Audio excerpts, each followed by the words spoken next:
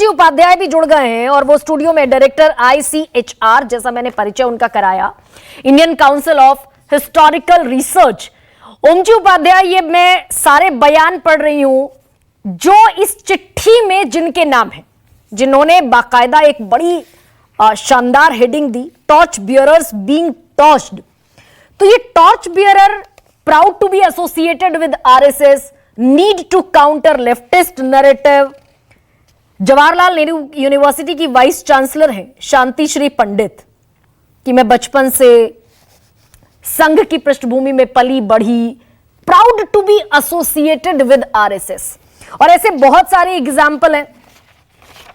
Professor Sanjay Dwivedi हैं जो director general बने IIMC के, उनका संघ से जुड़ा होना। नजमा अख्तर तो बाकायदा इंद्रेश कुमार के पास चली गई, फोटो खिंचवाई, जो कि अपॉइंट हुई vice chancellor Jamia Millia Islamia university की।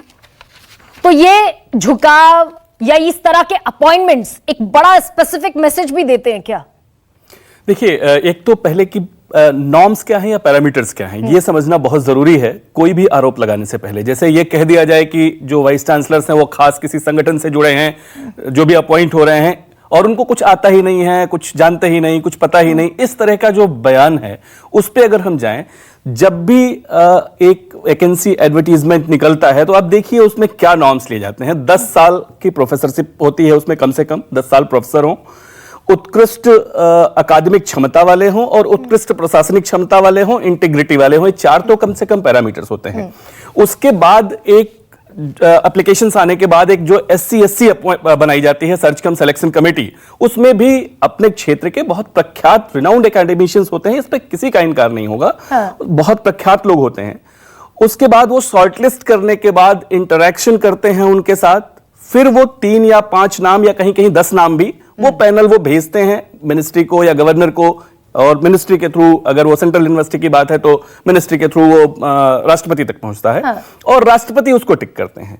अगर इस तरह के आरोप हम लगाते हैं तो एक तो इस पूरी प्रक्रिया पे ये आरोप लगाना हो गया, पहली बात। दूसरी बात, आप एक बार अगर आंकड़ों के साथ बात कीजिए, 2013-14 और 2023-24 तक आके अगर आप केवल आंकड़े देखिए, वर्ल्ड रैंकिंग्स देखिए, NAC के एक्रेडिशंस देखिए, आपको वैसे ही पता चल जाएगा। तो क्या ऐसे जो लोग जो लीड कर रहे हैं आज की यूनिवर्सिटीज, जो वाइस चांसलर्स हैं, जो कुलगुरु हैं, उनको पूरे देश के कुलगुरुओं को इस तरह से अपमानित करना, कह देना कि आप और दूसरी बात एक सेकंड ओम जी उपाध्याय, मेरे पास एक नहीं बल्कि कई इस तरह के उदाहरण है। जवाहरलाल नेहरू यूनिवर्सिटी हो गई, छत्तीसगढ़ की जर्नलिज्म यूनिवर्सिटी हो गई, बनारस हिंदू यूनिवर्सिटी हो गई, VC an RSS man says varsity does not belong to any party। इधर आपका IIMC सबसे बड़ा जर्नलिज्म का इंस्टीट्यूट माना जाता है दिल्ली का, उसके प्रोफेसर हो गए संजय द्विवेदी, वो RSS बैकग्राउंड के हैं। जामिया मिलिया इस्लामिया यूनिवर्सिटी की नजमा अख्तर है, वो RSS बैकग्राउंड की है, जिस पर बाकायदा doctor SY Qureshi election commissioner जो थे, चीफ इलेक्शन कमिश्नर, उन्होंने सवाल उठाए।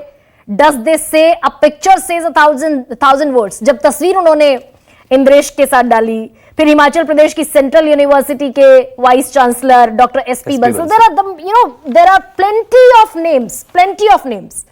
तो ये इत्तेफाक तो नहीं हो सकता? नहीं, ठीक है, मैं उसी पॉइंट पे आ रहा था आपके कि 1000 यूनिवर्सिटीज के 1000 वाइस चांसलर्स में ऐसा हो सकता है कि 25-50, और ये किसी की भी वैचारिक प्रतिबद्धता कहीं भी हो सकती है। पहले शायद वामपंथ के साथ हो, आज दक्षिणपंथ के साथ हो, राष्ट्रीय हो सकती है, यानी ऐसी हो सकती है, इसमें कहां समस्या है। लेकिन मेरिटोक्रेसी, जहां ये बात हो रही है कि मेरिट पे कोई प्रश्न है, आप उस प्रक्रिया को देखिए ना कि कितनी वेल एस्टैब्लिश्ड प्रक्रिया है, वो कितनी मजबूत प्रक्रिया है, जिससे निकल कर ये आ रहे हैं। ये मजबूत, और लेके विश्वविद्यालय को कहां जा रहे हैं, उच्च शिक्षा के संस्थानों को लेके कहां जा रहे हैं।